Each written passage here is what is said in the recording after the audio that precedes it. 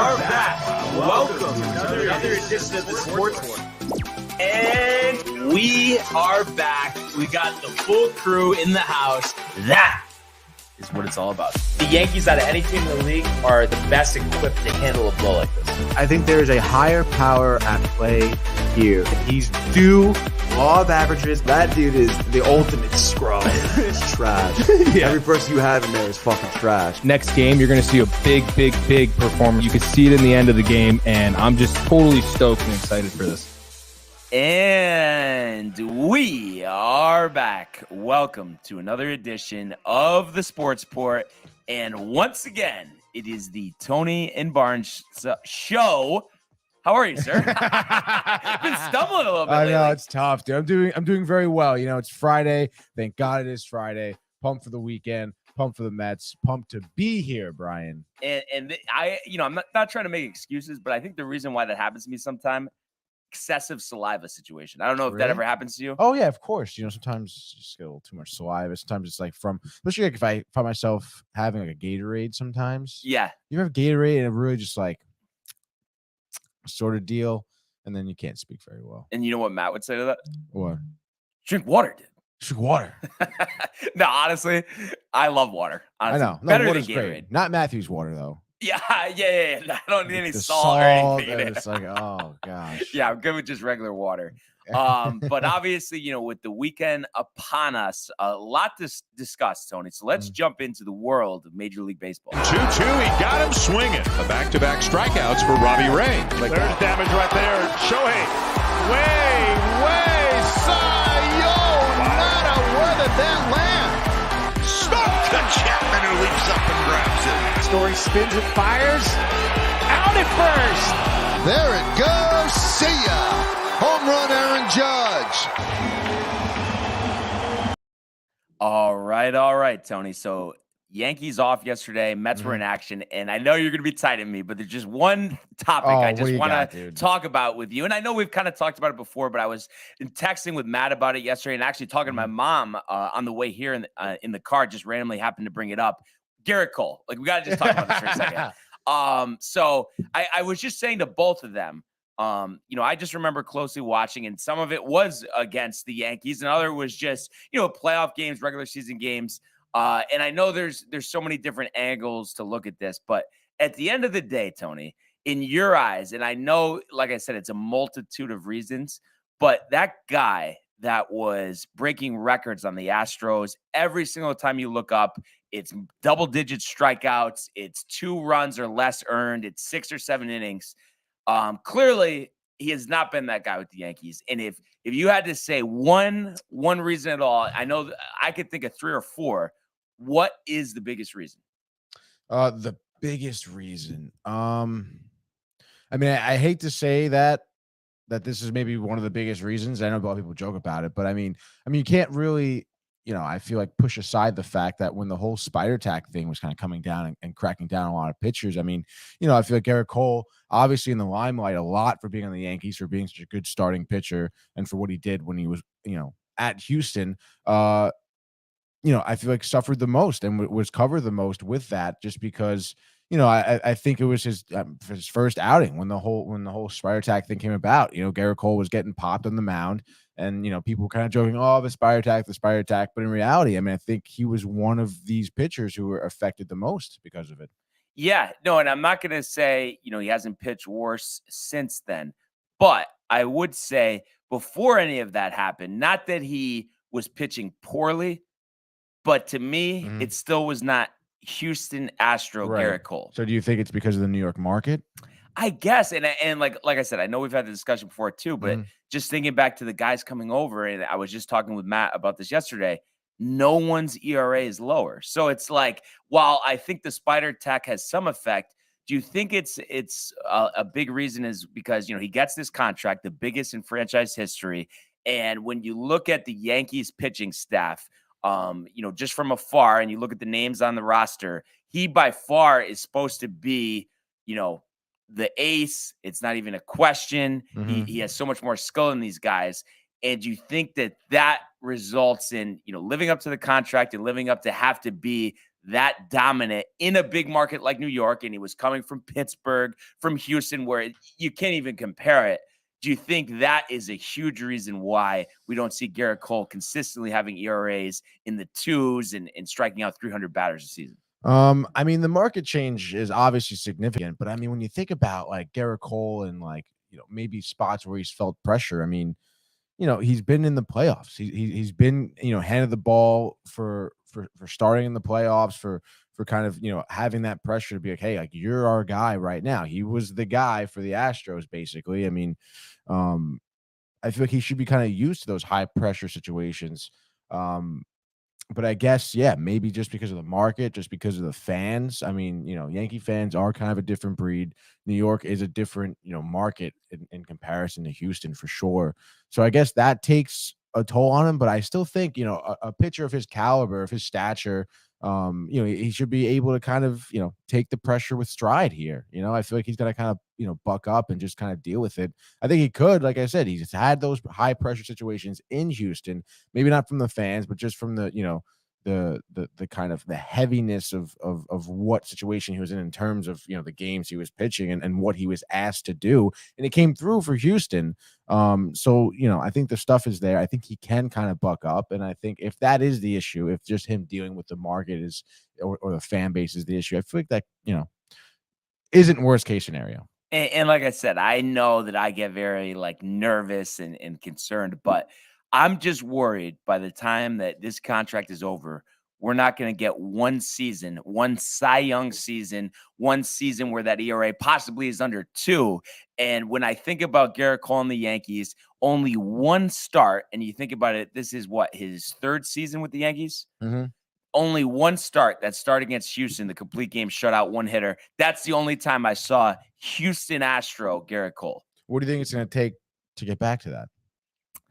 I mean, I guess I'm sure the grip has some of it, but I think he really needs to improve mentally. I honestly do. And it's just like, it concerns me. And I just really want to solve this riddle, Tony, because I've been watching the Yankees for so long. And I like I said, I mean, I think you would agree. I can't think of somebody who improved coming to the Yankees. They always get worse. And I'm sure their stadium has something to do with it, but that's only half of their starts. And it keeps me up at night. I literally want to solve this riddle. That is a good point. I mean, it's not like he's just doing poorly at Yankee Stadium. Right. He's not doing well away either. I don't know. That's tough, dude. I mean, if it is mental, I mean, I don't know. I mean, I feel like a mental issue is something you can kind of get over time. It's not like he's injured or anything like that, which is good. So I feel like he could do it. I hope so. I mean, I think Roger Clemens is the last Yankee to win a Cy Young. I guess so, right? And I think he won one with the Yankees. Did he win one with Boston? Oh yeah. Because I think he has 6 Cy Youngs, I want to say. I just want to see something. Roger Clemens Cy Young years. I know he won one with Houston, one with Toronto. 7 Cy Youngs. Let's see. What years did Clemens win the Cy Young? I don't know why it's like not giving me a clear picture here. But I could have sworn, let's see. So Cy Young Award 01-04. So 04 was definitely with the Yankees, right? Mm-hmm. Because let's see, New York Yankees. No, he did not win one with the Yankees. Actually, 04. He was 01 though. 01. 01. Okay, 01 he won the second with the Yankees. But you look at his career ERA, same thing, and it's just like, also, I mean, I know the guys that we've brought up through the farm system have had better results than the guys that we've brought from outside the organization, but there still is just, I can't even get one season. And I know it's a lot to ask for this day and age, but like just a completely dominant season where it's like, like you watch Justin Verlander, Jacob deGrom, Max Scherzer, where it's like, if you're rooting for the other team, you're intimidated. You think you have no shot. And all my years, all the games that I've watched, all the games that I've gone to, I've never seen a guy have that type of effect. Right. Why is it so hard? I mean, is that like a bad mark against the organization that they're consistently failing when it comes to starting pitching? I mean, I guess so. I mean, do you think it is an organizational standpoint? Where Because like, even Severino at his best, was he unhittable? No. And I'm not asking for a starting five of all unhittable guys, but not one guy. We can't get one guy. Everybody has to be like at their best. They're a 3.40 ERA. You know what I mean? Like, did we ever think Jameson Taillon was a dominating pitcher? I know we just traded him. Jordan Montgomery, same thing. I mean, literally, maybe Nestor. Like literally just Nestor. That's the only guy I can think of. And even him, you could get hits off of him. Well, what do you think? Is it the pitching staff then? Like, are they just not like gearing up these pitchers to be playing for the Yankees? Like, I guess it's like they're getting mid-level guys and there's no high-end guys. To be like coaches, you mean? No, not coaches, like the actual pitchers. Yeah, but like Garrett Cole is a high-end guy, though. He's the only one, though. I mean, I guess Nestor has a shot, right? But didn't you ever, even Sevy at his best, not unhittable? No, not unhittable. But I mean, you know, I feel like Garrett Cole, like I feel like a lot of these pitchers that come to the Yankees are good before, and then when they land here is when they kind of suffer. But is it also because we're getting them later in the career? Like, for instance, Sabathia, great before he came. I think the pinnacle of his career was in Milwaukee. He talk about unhittable. He was great. And while he had a successful tenure year, obviously, as the years went on, you know, he tailed off. But like I said, it still wasn't like, wow, oh my God. Like when you watch him, that wow effect. Right. So, I mean, you think it is like coming to New York? Because, I mean, like Garrett Cole, I mean, the year before he came to the Yankees, he was unhittable.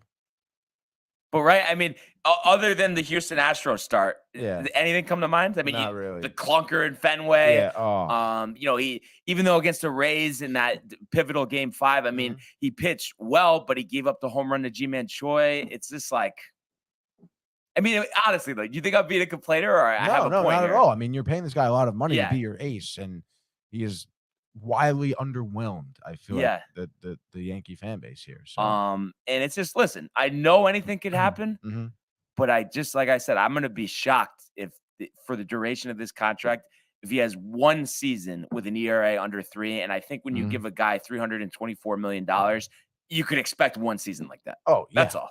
Yeah. So interested to kind of see how it plays out. And, you know, hopefully it's crazy to think too.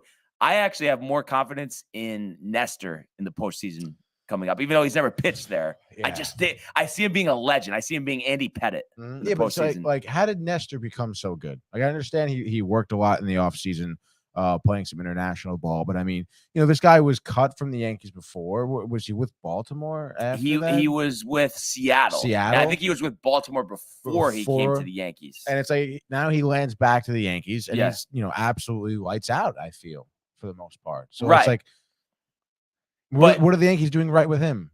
But is it a money thing? Think about it. He's waiting. I guess these guys, they so get ridiculous. But I mean, Tony, we can't argue with anything that anybody does. There is nothing that has more of an effect than you know, really high motivation. Right. And I mean, how could you be motivated if you have all the money in the world? Other than you don't want to hear it, dude. Right? I mean.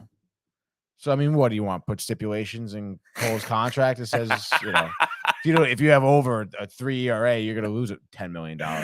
All I want is one dominating pitcher. And I mean, it's just like, I think you've been very lucky. I mean, I know it was a short stint, but Harvey and Syndergaard, at points, they were unhittable. We know what DeGrom is, and I know Scherzer came outside the organization, but that just to name a couple people. And it's like, that's New York, but obviously, you know, I guess it's different if you're pitching for the Yankees, but that's just a perfect example of guys who have came to New York and done the job. Yeah, no, you're right. So it's going to be interesting, and I just really hope this weekend starts, you know, with some positive vibes, and we'll talk about that. But first, of course, we have to recap the Mets win, and I appreciate you hanging in there, Bud, because I know long monologue. I get it. It's just I love it. It's baseball, dude. Exactly. But yeah, speaking of the Mets, Buffer just kind of checked in here. Barnes rapping to celebrate the Mets win. I think we might need to delay the rap song. He loves that soundbite, dude. Oh, I know he does. I know he does. And you know what it is? This is great mics. We just got these, and it's like I mentioned the excessive saliva. Yeah. I don't want to shower the mic this morning. All right, so give me a break. I said word. Ain't never told no lie. That'll settle him down a little bit. Yeah, I think it will. I think it will. But anyway, so off to the Mets last night. Obviously starting their 5-game series of Atlanta. Starting this series, Atlanta is just 3.5 games back, before the game last night. And I mean, the Mets did exactly what we need them to do. Cookie Carrasco basically did exactly what we needed him to do. I mean, he went 6 innings, right? Yeah, 6 innings, giving up 7 hits, 3 earned runs. And I think he had like 6 Ks. Yeah, 6 Ks, 1 walk. Obviously Cookie, we mentioned his off-speed stuff. We mentioned how, the Braves lineup is really good with, hitting in general, but hitting off-speed pitches, I feel like they excel at. They just kind of know like what to look for, what to sit on, what to look, what to lay off of, I should say. But he did a phenomenal job in holding the Braves to not scoring until the 5th. And then before then, you had Alonso with an RBI single. Naquin he had 2 home runs last night, one of which in the 2nd inning, and then Alonso in the 3rd inning right after him. So Alonso and Naquin kind of just setting the tone right away, and then right after Alonso, the very next pitch, we have Vogelbach with another home run. And you mentioned obviously Brian before the show was talking about his boy over at the Fan. What's his name? Sal Licata. Who was raving about the depth the Mets have now at this point. But in reality, when you look at it, Vogelbach seemingly, I guess hitting his stride a little bit. Back-to-back games with home runs at that big grand slam, to obviously, help the Mets get to a victory here. And then Tyler Naquin, 2 home runs. I believe he's the first Met to add his, first home game as a Met to 2 home runs. Which is awesome for him. And like I said, to kind of have that kind of, I guess, look of like what this team could be like. These are guys you just acquired and they're already paying dividends, as Brian would say. Do I say dividends? Dividends? Dividends? Can we time say what I say? Dividends. Dividends? No, because wouldn't it be dividends? Dividends, yeah. Tony, you're time stamping me. We can't get a dividends? Yeah, we can get 1730 timestamp dividends. I'll write it down. Don't worry, dude. Write it down. Write it down. But anyway, and then after that, you give up a couple runs in the 5th. It's 5-3, and you're thinking like, oh shit, the Braves are gonna come back here. We know what they could do offensively, and even though it's the 5th inning, there's plenty of game left here. Next inning, Naquin hits his 2nd home run, kind of extends that lead a little bit, puts it back to a 3-run lead. But then Ottavino comes in, he gives up a run in the 7th. But he hadn't given up a run in a long time. So I'll take it. A big spot, obviously, but he looked a little shaky. He gave up 2 hits. He gave him a hit immediately, and then Harris. He gave up I think a home run to Harris at that point. Michael Harris, watch out. Have him on my fantasy team. Could be up and coming guy. Like that, dude. So Ottavino gets out of there. They call in Diaz for the 8th. Which, in my perspective, I'm like a little worried. I'm like, all right, you're calling for the 8th. Are you going to use it for the 9th? Were you thinking Lugo instead? I was thinking Lugo in the 9th, honestly. Yeah. Oh, okay, in the 9th. Okay, because better people were coming up. Was that why they were? Yeah, exactly. Okay. So he pitches a good 8th inning. I think it's 2 strikeouts for the 8th, and then he kind of goes in the bullpen goes to the dugout.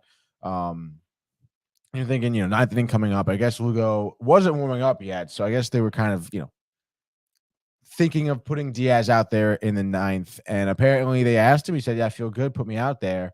And he gives up, I think, a hit or 2 hits. There was 2 men on, I think, at that point. Obviously, tying runs were on, winning, or I guess, taking the lead run was at the plate here.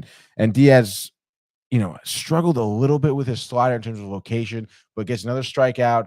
catches them swinging. I mean, I think at that point maybe the Braves a little nervous because there was a few times where I feel like the slider was too outside. It was going to be a ball, but you saw some of these Braves. I think it was Ozzie Albies who swung at it like a pitch way too outside for him to be swinging at. Honestly, you really don't see that very often.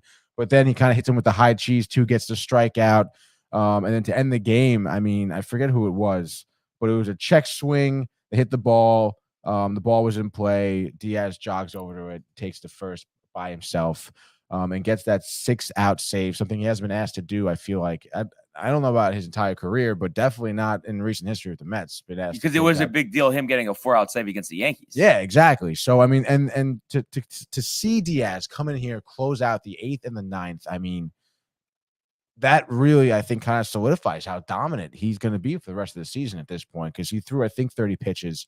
So and didn't blink once on the gas in terms of his velocity in the fastball. It was still kind of in there.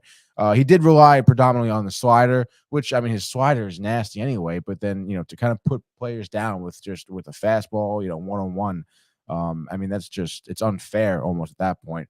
And for the Mets to come out here and defeat the Braves game 1, I said it yesterday, I think game 1, with Carrasco on the mound is one of your biggest kind of toss-ups in terms of who could really win this. And the Braves, they had their spots, they had a couple of home runs, they brought some runners in, they were contending for sure. And for the Mets to come in here resilient, shut it down. I mean, that late Naquin home run, I mean, it was huge, dude. And Diaz closing the door, Ottavino hanging in there. I mean, it was a really gritty game. And you could see how happy everyone was. I mean, Buck was happy. It was great, dude. He was cheesing. He was cheesing for sure. You saw him when people were getting back at the dugout after the last out. I mean, he was jumping up and down a little bit, shaking hands with Lindor. They were laughing. It was a good time. And of course, Diaz was more than ecstatic. I mean, you think about his career, his recent career anyway. I mean, he was a large question mark for the Mets in terms of being their closer. He was laying eggs, I feel, almost every outing he had. But this season, I mean, he is locked in, dude. He is unhittable. No, I mean, I think, Yeah. And I think part of it is too, like, he's been so good where, like I saw this against the Yankees, not to say that they should have scored, 3 runs off him or anything, but everyone is so intimidated and in their head when they're facing them that they almost have no shot because they're going into it thinking I have no chance. Exactly. And because of that, that's why you're seeing them swinging at these ridiculous pitches. Because they're like, I'm just going to get up there, I'm going to swing and just kind of hope I make some contact here. And obviously, pitchers are taking advantage of that. Now 28 pitches, I would think that's 2 days off. So what do you think the plan is, the next 2 games in terms of closing? I mean, just some combination of Lugo and Ottavino, or? Yeah, I mean, obviously Lugo will probably be next up. They've used Tommy Hunter to close out games before recently, so. But he's like kind of your, other than Jolie, you would rather see anyone else close out a game than Tommy Hunter? Yeah, other than Jolie. Yeah.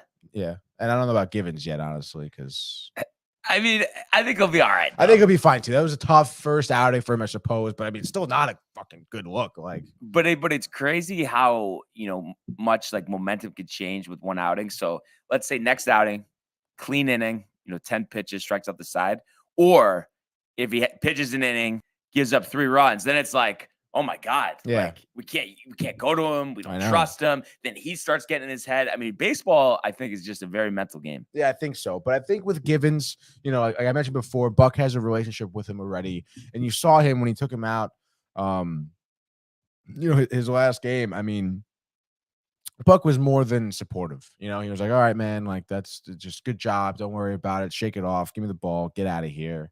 And let's take care of business. Yeah. So at the end of the day, I mean, we talked about it yesterday. I think it was big starting out the series, with a win, because now you can kind of manage it. And obviously, I mean, it's going to be a long weekend. I mean, there's still 4 games left in the series. How often do you say that? Not very often. And there's 3 more games for them to win at least. So, yeah. So, I mean, you're feeling pretty good about that. I am feeling pretty good. So on to tonight. And I just wanted to kind of, before we, gave our picks for tonight, just kind of talk about this upcoming series, for the Yankees, obviously, like I mentioned yesterday, in St. Louis. And tonight, we're starting with Nestor on the hill versus Dakota Hudson. And, I've applauded Nestor for his efforts this year. 2.53 ERA, 111 strikeouts in 106 innings, only allowing 13 home runs, 102 whip. That's very impressive as well. So when they've needed a good outing and when they needed a guy that they could count on to not get shellacked early and just keep them in the game, no matter if it was nasty Nestor or just Nestor of 6 innings and 3 runs, you felt like you're always going to be in the game. And I think it couldn't come at a better time. And I also think, they have a decisive advantage here with the pitching matchup. I mean, Dakota Hudson, he's been around for a little bit, but that's one of those guys, like I said, you never would think he's unhittable. And he's just a mediocre pitcher. And, the Cardinals just haven't been playing their best baseball recently. A 5-game home losing streak. Hard to say that too often for teams that you're expecting, to make the playoffs. But you know what actually doesn't make any sense? What doesn't make any sense? Oh, wow. No, I just completely read that wrong. It's actually a 5-game home winning streak, which I like to see better, Tony. You know what I mean? Because home losing streak, it's got to end. The home winning streak. But the only thing is, 3 of those games are against Chicago. So, are you really? You could play Chicago on Mars. You should beat them every time. They are terrible. That's a ridiculous expression. So, I think really what's going to come down to this game, and you could correct me if I'm wrong. And I know sometimes, the offense has struggled on the road, but I think it's just going to be a matter of the Yankees pitching staff containing, Goldschmidt and Arenado. I think if they could safely navigate them, the rest of the lineup does not scare me one bit. Yeah, I guess so. I would be more worried, honestly, about the Yankees scoring. Dakota Hudson, though, you know what I mean? Like, I feel like that's where they do their damage. Maybe not tonight, but still, I think overall, I feel like we've even seen them. I feel like this season where they just kind of don't have it at the plate. Is Judge in the lineup tonight? Tony, I would probably jump on this table if Judge was not in the lineup tonight. I really hope they post it and he's not in the lineup. There's no way that he's not in the lineup. Okay. Sure. So, he's well rested, obviously, after not playing in the Wednesday matinee. So I would expect, a big game out of him. Oh, yeah. And I really think, as always, it starts with LeMahieu at the top. Him setting the table. Everyone kind of seems to respond to him. And, I do feel good about Anthony Rizzo in this game as well, just because tons of games as a Cub, of course, in St. Louis. So he's familiar with the ballpark, and I'm sure some of the pitchers. And then as well as I think we have an advantage with Matt Carpenter, being on the team. He knows a lot of the guys in St. Louis. So you think about that. Plus Harrison Bader, I know he's not active, but, he was just on the team as well. So I think there is some insight. I know you could say, oh, Monty has the insight as well. But I just don't think Monty is that good. And I think it's Saturday he's pitching. Even though it's against Domingo Germán, he should get shellacked, Tony. And not to get me tight, but in all seriousness, that Saturday game, what are you honestly expecting out of Monty? 6 2/3, 1 run. You really think they're going to be stifled? Yeah. He hasn't pitched well lately. I know, dude, but come on. But what, come on, meaning what? Where, though? these players get traded, and then they have they see their old team and they do really well against them. Garrett Cole against the Astros.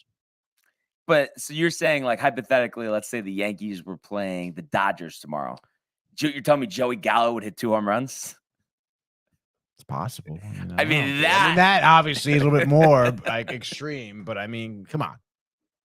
All right. Just had to ask the question, Tony. Had to ask the question. No, of course, dude. So let's do some picks for tonight. I know we got a full slate, so we can go with 4, and I'll record them in my notes section. So over we do here. not have a currently updated. We will have a currently updated standings on Monday, but we know my picks suck.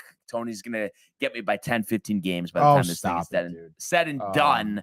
But we'll start with you. I know where you're going, but just kind of give me a synopsis of what you want to see tonight. Who's pitching? What do we got? Okay, all right, dude. Well, you know where I'm gonna go. And it's going to be Tony's favorite team. Unequivocally. Give me the Mets. Give me the Mets tonight. We have Taijuan Walker on the mound against Ian Anderson. Ian Anderson's a pitcher who I feel like has been kind of struggling this season for the Braves. Should be better. He should be a lot better. His ERA is a touch under 5 at 4.99 here. Obviously, definitely giving up too many runs. He has 101 innings pitched. He's given up 103 hits, which obviously, it seems that batters are making good contact against him. He has 49 walks in those 101 innings too, which I feel like is kind of a lot, dude. Yeah. 101 innings, half of them are walks. Command has been an issue. Yeah. Younger pitcher, pitched well last year. Really well. When you see stuff like that, I mean, do you feel that it's a combination? It has to be a combination of, mentals and mechanics? Yeah, I think so. Maybe, of course, you mentioned young pitcher who pitched well last year. I think that's only 24 years old. Maybe it was, he was high on adrenaline last season because he was pitching so well. And then now that, off season kind of tapered off a little bit, feels the pressure to perform like that again this season. And I mean, you look at his last 5 starts against Arizona. It's Arizona. He went 6 innings of no earned run. That's great. I mean, a good bounce back outing for him, I suppose. But before that, LA, who really doesn't have that much offense, he went 3 innings, gave up 7 earned runs. Wait, against the Dodgers? Sorry, Angels. Oh, I was going to say LA doesn't have that much offense. LA Angels. Yeah. And then before that, Washington only went 5 innings and 2 games, actually. He pitched on July 15th and 10th. Both of those games went 5 innings against Washington. St. Louis, who went 5 innings, giving up only 1 run against St. Louis is pretty good. But again, not really giving that longevity.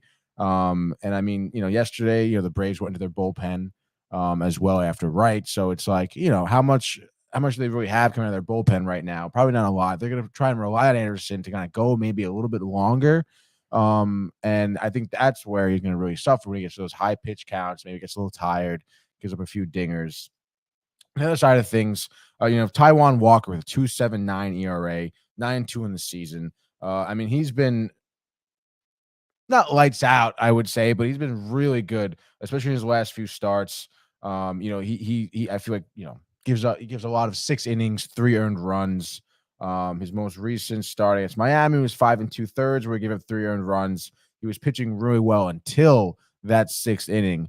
So it seems that 6th inning was his drop off. He hasn't pitched more than 6 innings. I guess early July he did against Miami. He pitched 7 innings of no earned runs, which is really good. But against this Braves lineup, I mean, I feel like it's similar to the Yankees. And when he pitched against the Yankees, he went 6 innings, 3 earned runs, I think maybe 7 hits, give up 2 dingers, back-to-back dingers early on, settled down sort of deal. So maybe hopefully kind of comes in here, ready to go, lights out from the start on, gives you those 6 innings, and maybe hopefully 1 earned run ball, which is what I'm looking at here today. And then on the offensive side of things, I mean, I would expect, Naquin to kind of continue his stint here in terms of hitting for power specifically. I mean, maybe I'm not looking for maybe another dinger, but at least a couple RBIs here. Vogelbach, I'm looking for a dinger from him, to be honest. I mean, he's hitting his stride really well. He's been put at the DH spot for his power. For when he makes that contact, he kind of just carries that ball out of the stadium. I'm looking for definitely a home run from Vogelbach. And then I think it's time for Lindor to hit another dinger. It's been a few games since he's done that. And I feel like, his numbers in July were absolutely outstanding. I was looking at them yesterday. I think over the course of July, he hit, I think, 5 home runs. He had like 11 RBI, something like that. He was batting, I think, 303 in July. So obviously really impressive numbers for him. I think he's another player who obviously, you talk about a big contract sitting on the money, the change of market, from going to Cleveland to New York. He's really starting to adjust, both mentally, both mechanically, and it's looking really good. And it's going to be a really hard time for the Braves to kind of rally, I guess, around Ian Anderson right now to kind of pitch a good game, get their offense going. And we definitely need Walker to go 6 innings, just to kind of give our bullpen a little bit of a break. Lugo, maybe Givens in there to relieve. But yeah, I think it's going to be a great game for the Mets here. They are rolling for sure. And I think at that point, I think the Mets are going to take this one. I would say 4-2. We'll go close it out in the ninth. Wow. While Yeah. taking the first two against Atlanta, that is making a statement. So like you said, I mean, you guys know where I'm going here. The Yankees need a win in the worst way after dropping 2-3 to Seattle, having an off day, getting on a charter to St. Louis, and having Nasty Nestor on the mound. And I just gotta love Nestor. Just the hard work, the no sense of entitlement, the fact that he feels like every time he's out there, he needs to prove himself. And that's what I love to see. So I feel very confident that we're gonna have Nestor 6 innings, 2 earned, maybe 9 strikeouts, 5 hits, no walks. And I think offensively, you're going to see LeMahieu 3 for 5. I think Rizzo hits a home run. I think Judge hits a home run. And I think Andrew Benintendi finally has a good game. I think he's 1 for 20 since he joined the Yankees. Wow. And I think that was like a bloop single, whatever the case may be, Tony. I think he's going to go 3 for 4. And I think they jump over Dakota Hudson pretty early. The Yankees have had success against mediocre pitching. We know that. So with all that being said, I want to say by the time this one's all said and done, we have Clay Holmes getting the save. And I'm going to say the Yankees take this one 6-3 and get game 1 in St. Louis and kind of ease me a little bit, because I feel like I've been on edge, even though, sitting at a position of power. I just feel like I'm all about momentum when it comes to baseball. And I mean, I'll be the first person to admit, despite the big lead and despite having, the best record in the American League, if game 1 of the division series was tomorrow, I would feel awful about it, because but we've said this before too, getting the bad stretches out of the way. That is the only thing that makes me feel a little bit better here, to get this lull over with. And we've mentioned it all the time, the 09 team, the 98 team, the 96 team, they all had stretches where they looked terrible.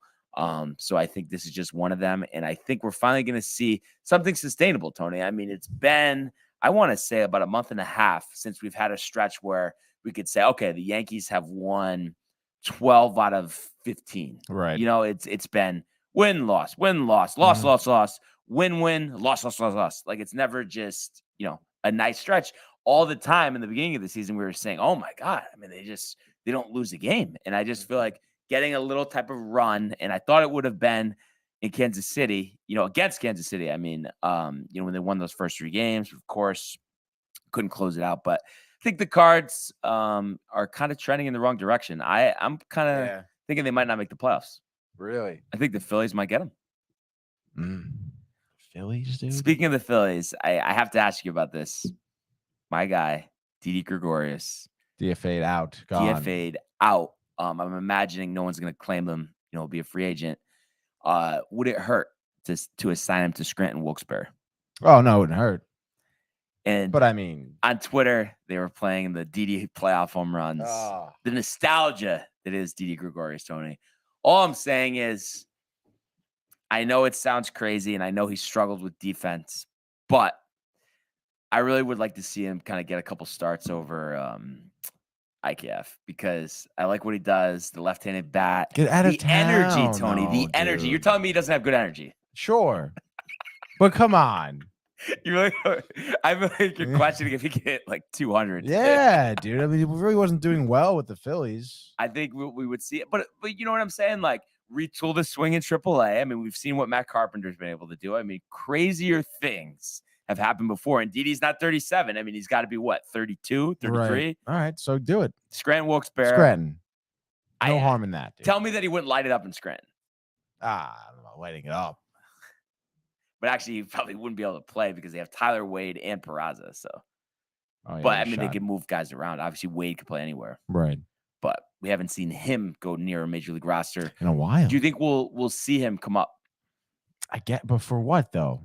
I guess the role that Tim LeCastro is playing, and the difference is he could play outfield and infield. Yeah. I mean, I did like him in that role last year, as much as I've ripped him. Mm-hmm. But the only thing is the attitude. But maybe he's humbled after being DFA'd by the Angels of all teams, right? And getting a second chance in New York. the speed really is top notch. Defense is pretty good. So something to keep in mind. Do you think Didi gets picked up somewhere? No. This is it. Yeah. Does it make you a little sad? A little bit. I mean, he's a good guy. Yeah. No, he's a good guy. Had some big home runs, and I just would love him to have a second chance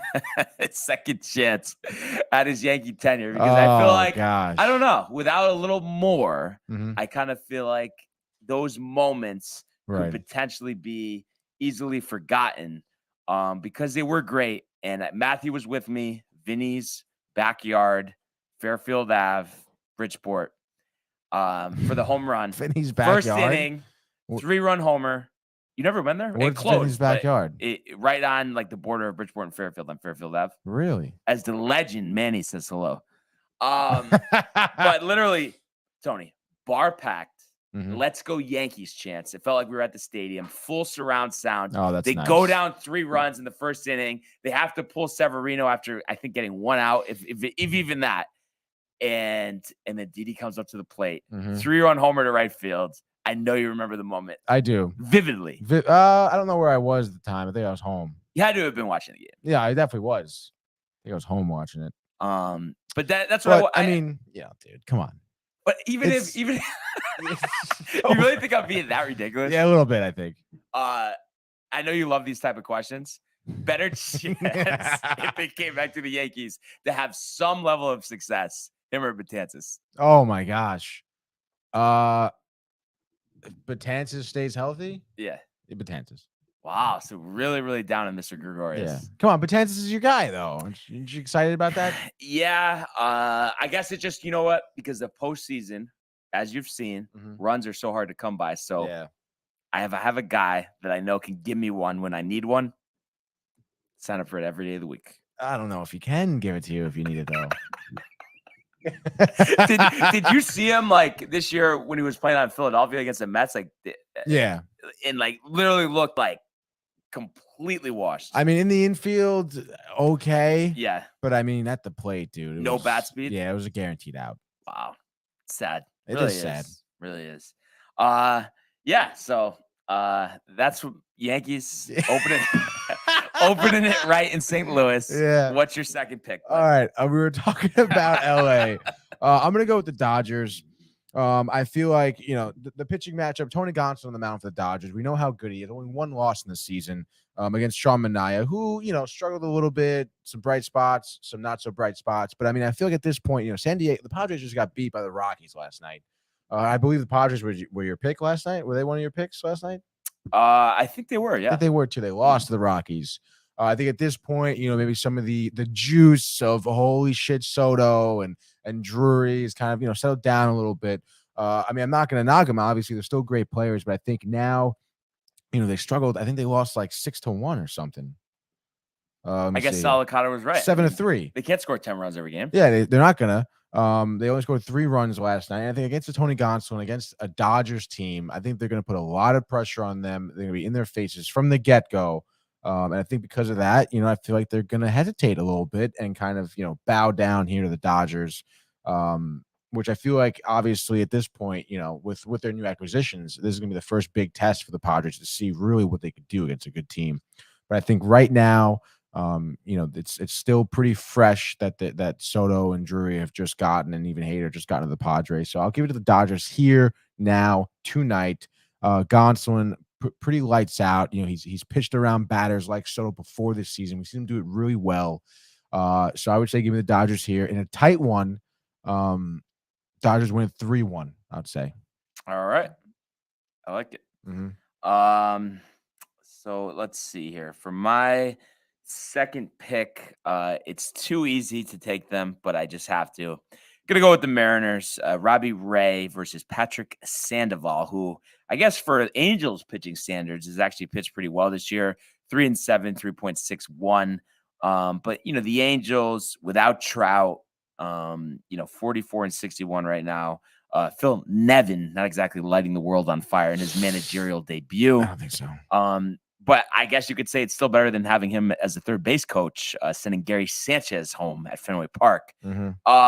So I just think, the Angels are battered. They know they're losing Ohtani. Seattle's energized with the deadline acquisition of Luis Castillo. And I want to say I like what Suarez has been doing. He's been hot recently. I've always thought he has good ability if he could just have a little bit higher contact rate. So I'm going to give him a home run. And I'm going to say, Seattle jumps over Sandoval early. Ray strikes out 12 Angels, 1 run over 7 innings, and Seattle wins this one 6-1. Love it, dude. I'm going to go, speaking of the Rockies, just beating the Padres, I'm going to go with the Rockies tonight in Arizona against the Diamondbacks. I understand that German Marquez is on the mound for them, and he's a 5.29 ERA. What are you thinking, Tony? Well, Madison Bumgarner's on the mound for the Diamondbacks here. And although he's pitched well against Diamondbacks previously, I just have this feeling because of the Rockies, a little bit of the role, I guess, they're on with, just beating the Padres, but then, losing them for like 4 games in a row. I feel like they have some offense going. I mean, CJ Cron has been hitting pretty well. Jose Iglesias batting .313 for the Rockies. I think Bumgarner, who we've seen get popped against good teams, against bad teams. Like I said, he did do pretty well against the Rockies, but maybe now, a lot of these young batters in the Rockies have seen, what Bumgarner's thrown at them, and they can kind of, adjust accordingly. I believe Chris Bryant is still on the injured list, huh? He is. So that's been a disaster. Yeah, very unfortunate. Chris Bryant, terrible acquisition for Colorado. However, I think against Arizona, Madison, I think he's donezo, dude. So give me Colorado in another low-scoring game. Well, maybe not low-scoring. I would say 4-2. Okay. All right. So for my third pick here, I am going to go to Texas. We have a pitching matchup of Dylan Cease versus Glenn Otto. And I know since the tough start, they've rebounded a little bit, but I think spending all that money in the offseason for Texas, it's been pretty disappointing of a year. And, Adolis Garcia has been a bright spot. Corey Seager's heated up. But other than that, I mean, what do you really like? And then they have former Yankee farmhand Glenn Otto on the hill. And I just feel like, we've seen, what Cease has brought this year. I think he's been dominant. And I think the White Sox want to take advantage of still being in this race. So I think Cease goes 7 innings, 2 earned, 11 strikeouts. And I want to say Tim Anderson, 4 for 5, a home run and a triple. And I want to say White Sox 5-1 over the Rangers. And I have to say, I don't know if you agree with me here, Tony, other than maybe like a Chris Davis situation. I don't know if both Chris Davises, really, actually. I've never seen one guy have such an outstanding season and then taper off as dramatically as Marcus Semien. Marcus Semien? Remember last year, broke the second baseman That's right. home run record. So last year, just 45 home runs, 102 ribbies. So that was 538 slugging, 873 OPS. This year, he gets his big, I think it was $175 million contract, 241 average, 298 on base percentage, 404 slug, 702 OPS. And I know those numbers have went up because he had like 1 homer in his first 30 games. But I don't know, man. At 31 years old, the duration of that contract, that's going to be a bad deal. Yeah, that's terrible. It's a shame, too, because he did so well last season. I was even talking about the Yankees picking him up for a couple of years. Yeah, exactly. And then I thought, too, all right, the ball flies out of the park there in Texas. So you figured, I mean, he has a very good chance to match what he did last year, and he's not even going to come close. It's a shame, dude. It's a damn shame. So, Rangers number 3. What do you have for your 4th and final, sir? My 4th and final, sir. I'm going to take the Brewers, actually. They just got swept by the Pittsburgh Pirates, which is something you don't say very often. And I feel like big bounce back for them here against Cincinnati, back at home in Milwaukee. Eric Lauer on the mound for Milwaukee, 7.3 on the season, 3.75 ERA. But then for Cincinnati, they have Robert Duggar, who they claimed off of waivers, I believe, from Tampa Bay. Putting him in for his first start, I believe, of the season. I guess maybe a little bit of a bullpen game here for the Reds. But I just feel like, I mean, look at the stats. I mean, Brendan Drury had led the Cincinnati Reds in almost every batting stat. And then I think with Duggar here, excuse me, pitching, I feel like the Brewers are going to pounce on him a little bit. And Eric Lauer, a decent pitcher, I think can kind of get through this Reds lineup pretty easily. I would say Milwaukee wins this one pretty decisively, 6-2. Okay. All right. And for my fourth and final here, I'm going to go with the Rays over the Tigers in Detroit. Corey Kluber versus Brian Garcia. Garcia has only logged 3 2/3 innings this year.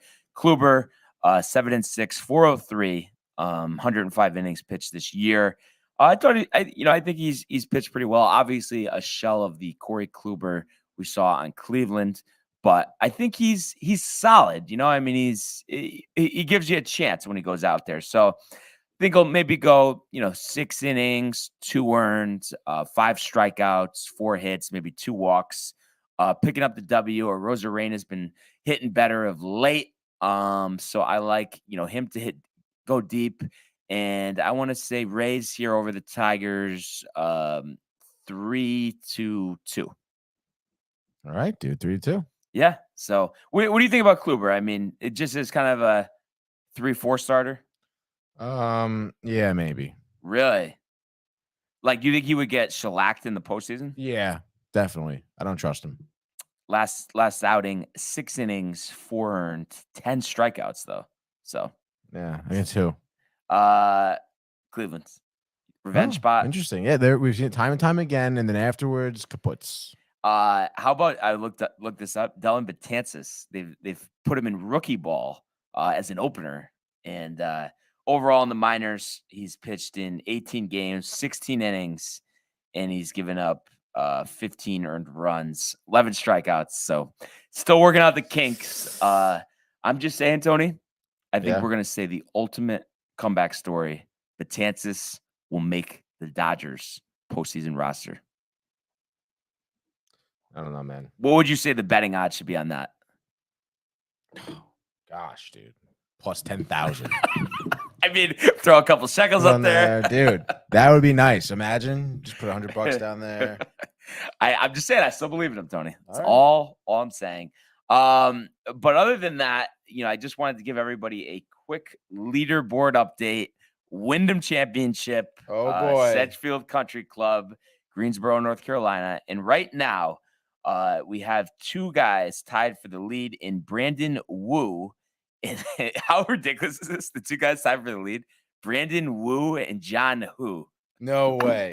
Or Huh. But, John Huh. H-U-H. I've never seen anybody with that last name, but would you suggest it's Huh? That's how you pronounce it, you would say? Or yeah, because like H-U-H is like, huh? So tied at 9 under. Sanjay M tied with Ryan Moore at 7 under par, 2 shots back. And I don't even actually see my guy Will Zalatoris anywhere near the leaderboard. So I think a little bit of a slow start for him. Hopefully, he'll be able to make the cut as I'm below even now. Okay, so he went 1 over yesterday. Cut line right now at 1 under. So, but I expect him. He could fire up a 65 moments notice, Tony. Where's my guy? Who did you have again? Kisner.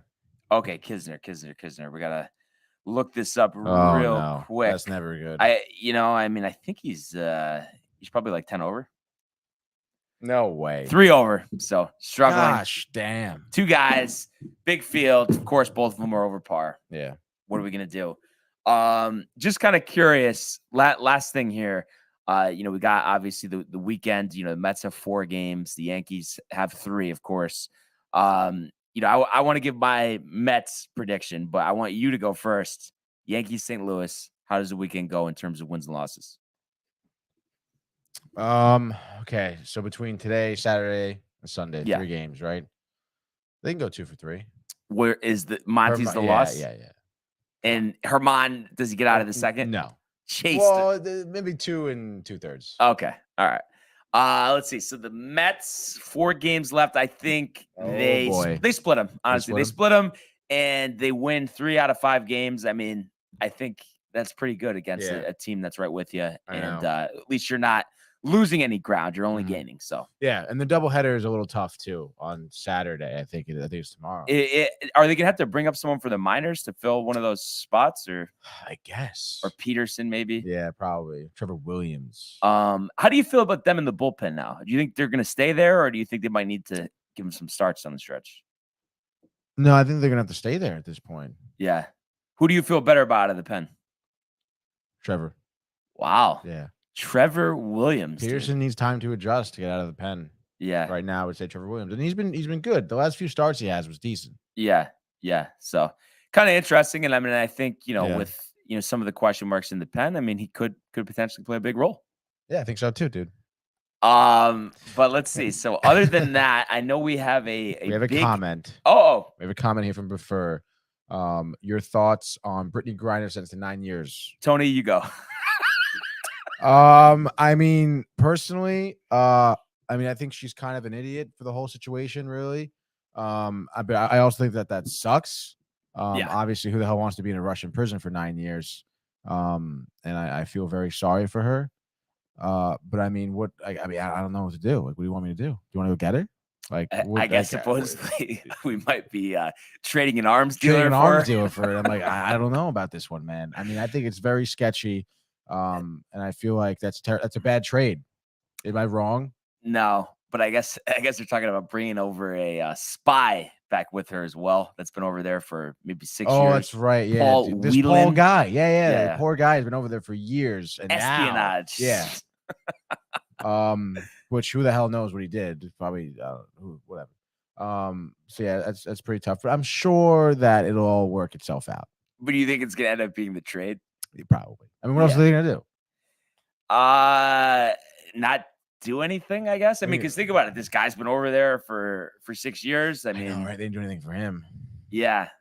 So and it might send the wrong message to some people. I mean, either way, I think it's a very delicate and tricky situation. Yeah.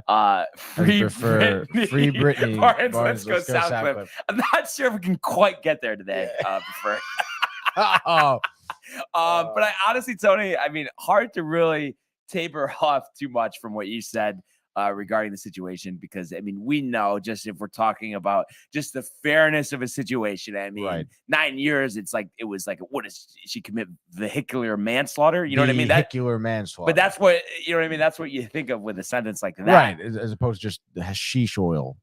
Right. However, what you said about the common sense situation, just because whether, they're wrong or not, that is the law over there. I suppose. And I mean, I don't know about you, man, but first of all, I definitely would just never go there. Yeah. But if I was there, dude, I don't know if I would be sneaking in the hashish. Yeah, I'd be buttoned up, dude. Like, it could be nothing on me. Dude. I'd be clean as a whistle over there. Because why are you messing around? What are you doing? Like, what are you doing?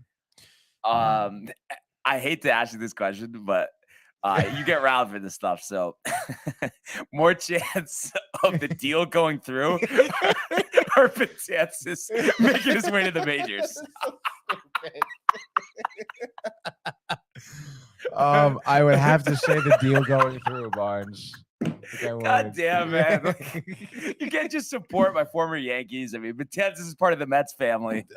I'm sorry. He didn't do anything. You don't feel bad for him? Yeah, of course you feel bad. I mean, real injury. I mean, no one wants that, dude. Yeah. But no one wants to be in a Russian prison either. So that's true. Oh man. What a show. What a week. Really just appreciate everybody tuning in here. And we got a big episode coming up. Screen time coming up right now. Prefer do not move. We have best Nicolas Cage coming at you pretty immediately after this episode of Sportsport. Manny's in studio right now. We just gotta gear up. I'm sure he wants to take a shit before we go on. And yeah. and isn't this the Aaron Judge episode, if I'm not mistaken? What does that even mean? Number 99. Oh, that's right, dude. Yes, this is episode number 99. And also, people stay tuned on Monday. We're going to have episode 100 coming out of Whiskey Barrel, in Stratford, Connecticut. We've been there before for the 300th episode of Sportsport. Now we're going back for the 100th episode of Screen Time. It's going to be a great time. one question for you. What do you Love got, the dude? Whiskey Barrel. Great food. We saw me sample it there. Good drinks, all of that. Are you slightly concerned about the juju after what happened to the Rangers that night? What are you trying to say? I'm saying, I mean, the They're gonna Rangers go didn't there get the job and done. The Mets are going to lose? Yeah. That's ridiculous. We're not going there for sports, though. We're going there for movies. It's totally different.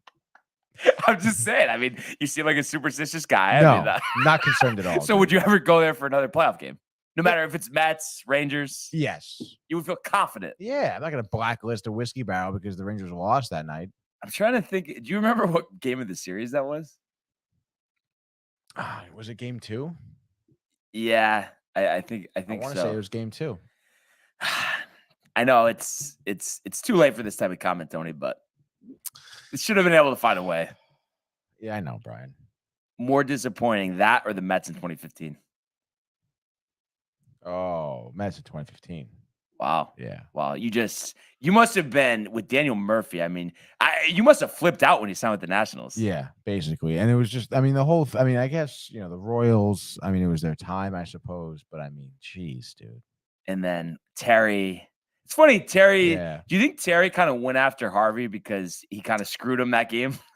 Yeah, maybe. I'm sure there was some words exchanged, I'm sure, between the two of them. At the time, did you feel good about him staying in or no? Yeah, I did.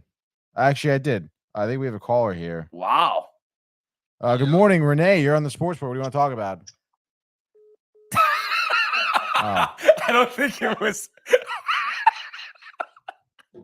Tony, I mean, I would have thought you would have gotten a little humor out of that, no? Yeah, I don't know. I thought I would have gotten like some interaction, honestly. We might have to wait for Monday for that one. Yeah, maybe. Renee's not ready. Renee is not ready, but Monday, I think she will. Yes. But as always, really appreciate everybody tuning in, continuing to comment, like, and subscribe, as well as check out the archives on the YouTube page. Oh, yeah. Tony in costume, all of that. The whole thing. As well as the summer collection. collection.tv.com. I want everybody to enjoy this wonderful weekend coming up. I want the Yankees to sweep the Cardinals, the Mets. Hey, 3 out of 4 wouldn't be bad either, Tony. Oh, yeah, sure, dude. But everybody, thanks again. We'll see you guys Monday. Have a great weekend. Enjoy the games. Hey guys, Tony here from Downtime TV checking in. I want to thank all our fans out there who's been liking, subscribing, sharing our content. You guys are the best. You guys are our bloodline. You make us love what we do.